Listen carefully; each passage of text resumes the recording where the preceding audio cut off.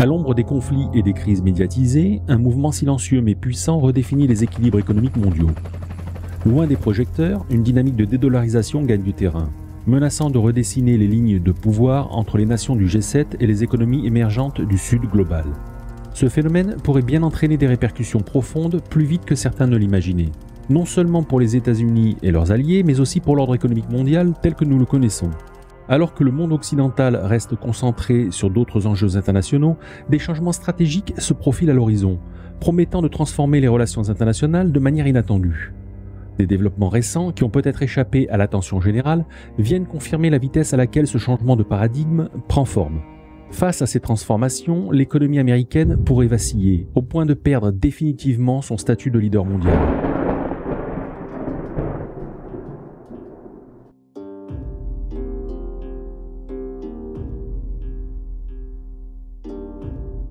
Lors de leur création en 2009, les BRICS, Brésil, Russie, Inde, Chine, Afrique du Sud, n'ont suscité que peu d'intérêt de la part de l'Occident.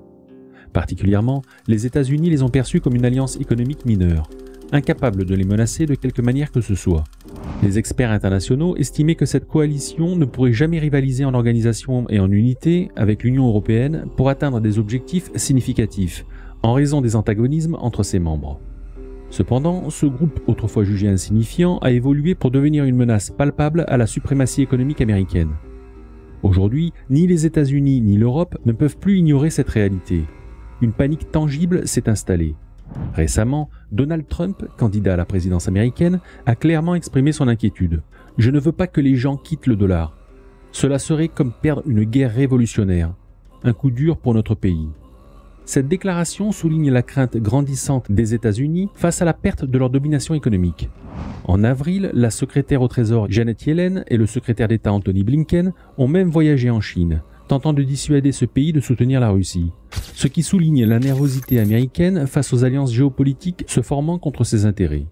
Ces événements indiquent clairement que les États-Unis prennent conscience de l'érosion imminente de leur hégémonie économique, un déclin pour lequel ils portent une part de responsabilité.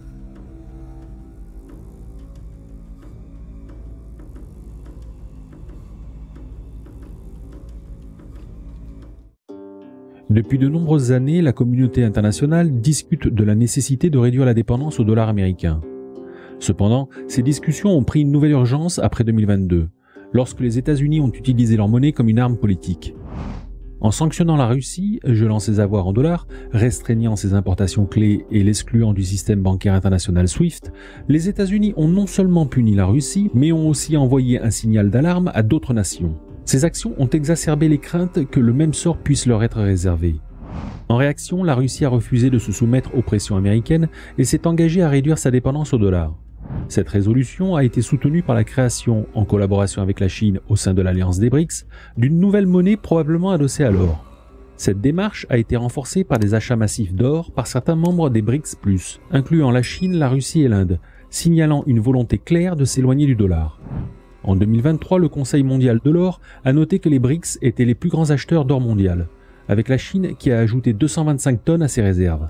Cette tendance s'est poursuivie en début 2024, soulignant une stratégie délibérée pour renforcer leurs économies face à la domination du dollar.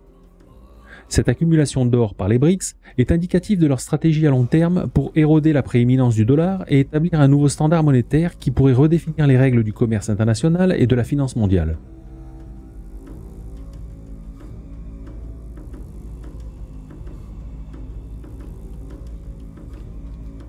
L'initiative de la dédollarisation ne se limite pas aux puissances émergentes des BRICS. Elle trouve également écho dans d'autres régions du monde. Récemment, des nations africaines et du Moyen-Orient, telles que le Nigeria, le Ghana, le Cameroun, l'Arabie Saoudite et le Sénégal, ont commencé à retirer leurs réserves d'or des États-Unis. Cette démarche, motivée par des inquiétudes quant à la stabilité économique américaine et une volonté de protéger leurs actifs, marque un pas significatif vers une moindre dépendance au dollar. Cette tendance à la dédollarisation s'accélère notamment avec les actions concrètes des membres des BRICS, comme la Chine et la Russie, qui ont récemment signé un accord commercial monumental. Cet accord prévoit la réalisation de 260 milliards de dollars de commerce sans l'usage du dollar américain. Les transactions seront principalement réglées en yuan chinois et en rouble russe, avec seulement 5% en euros, démontrant une stratégie délibérée de réduction de la dépendance au dollar. Plus encore, cet accord n'est pas un acte isolé. mais un modèle que les BRICS envisagent de répliquer avec d'autres membres des BRICS+. L'objectif est clair, étendre cette nouvelle dynamique monétaire aux nations du Sud global, incitant ainsi d'autres pays à réduire leur dépendance au dollar. Ce développement suggère une intention sérieuse des BRICS d'accélérer le mouvement de dédollarisation. Imaginez un peu les conséquences sur l'économie mondiale si d'autres pays suivaient cet exemple.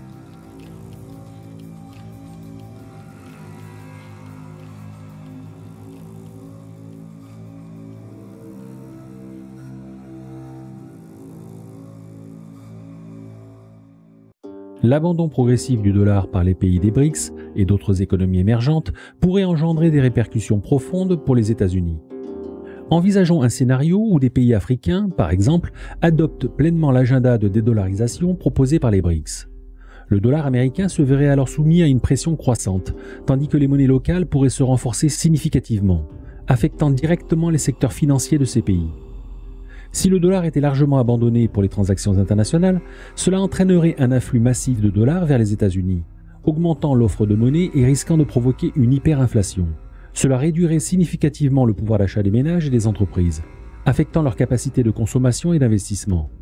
Ce phénomène impacterait profondément les secteurs bancaires et financiers avec une chute dramatique des échanges extérieurs.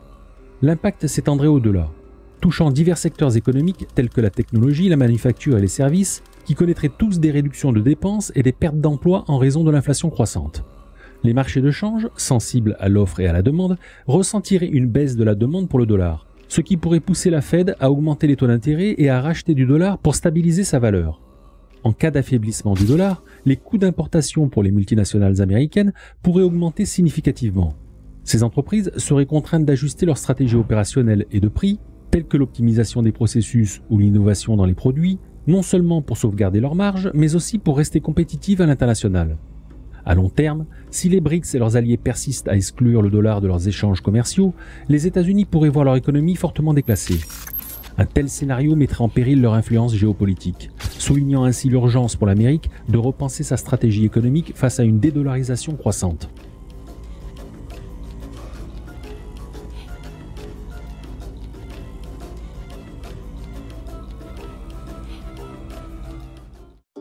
Alors que le mouvement de dédollarisation gagne du terrain, la nécessité pour les États-Unis d'agir rapidement pour sauvegarder leur économie devient de plus en plus pressante.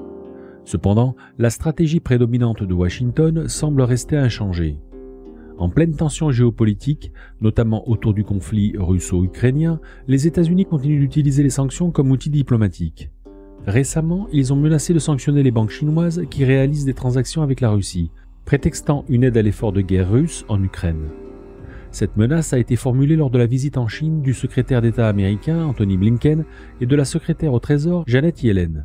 Selon Yellen, ces sanctions pourraient s'étendre aux entreprises et aux dirigeants chinois si ces derniers soutiennent l'effort militaire russe, bien que le sous-texte de ces mesures indique clairement une tentative de freiner le partenariat sino-russe dans sa quête de dédollarisation. Cette approche soulève la question fondamentale. Les États-Unis peuvent-ils réellement contrer ce mouvement vers la dédollarisation uniquement par des sanctions ? Cette tactique risque non seulement de renforcer la détermination de la Russie et de la Chine à poursuivre leurs plans, mais aussi de pousser d'autres nations à remettre en question l'hégémonie économique américaine. Face à un monde qui s'éloigne progressivement du dollar, les États-Unis pourraient se retrouver isolés, à moins qu'ils n'adoptent une stratégie plus nuancée et globalement engageante pour maintenir leur influence économique mondiale. Mais sera-ce suffisant ? N'est-il pas déjà trop tard ?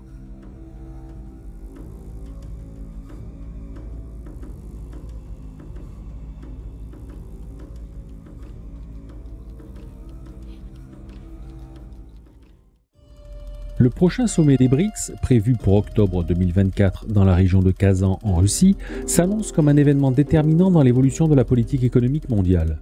Ce sommet devrait se concentrer sur la dédollarisation. L'événement verra la participation de 4 nouveaux pays invités, les Émirats arabes unis, l'Égypte, l'Iran et l'Éthiopie. De plus, l'Arabie saoudite pourrait également se joindre à la fête si elle décide de devenir membre du bloc, renforçant ainsi l'influence et la portée des initiatives de dédollarisation. Le vice-ministre russe des Affaires étrangères, Sergueï Ryabkov, a souligné dans une interview que le sommet de 2024 serait historique, marquant un renforcement significatif de l'alliance. Il a affirmé que les discussions et les accords prévus lors du sommet catalyseraient une transition vers un monde multipolaire où la dépendance au dollar américain serait considérablement réduite.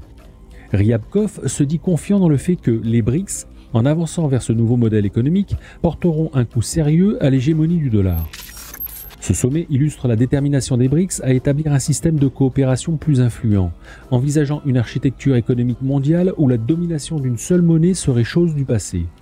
L'engagement de l'Inde, malgré ses liens étroits avec les États-Unis, symbolise également la complexité des relations internationales actuelles. L'Inde, en soutenant l'idée d'une démocratisation du commerce mondial, pourrait jouer un rôle clé dans l'équilibre des forces en présence. Ce mouvement vers la dédollarisation, longtemps considéré comme un objectif lointain, prend forme de manière tangible et pourrait bientôt redéfinir les fondamentaux du commerce et de la finance globale. La Chine et la Russie, en tête de ce mouvement, sont prêtes à utiliser tous les moyens nécessaires pour réduire la prédominance du dollar. Ce sommet de Kazan pourrait donc être le théâtre de décisions qui façonneront l'avenir économique mondial. Et vous, quel impact pensez-vous que ces changements auront sur l'économie globale ? Partagez vos opinions dans les commentaires ci-dessous et n'oubliez pas de vous abonner pour suivre nos analyses sur ces développements cruciaux. À bientôt pour une prochaine vidéo.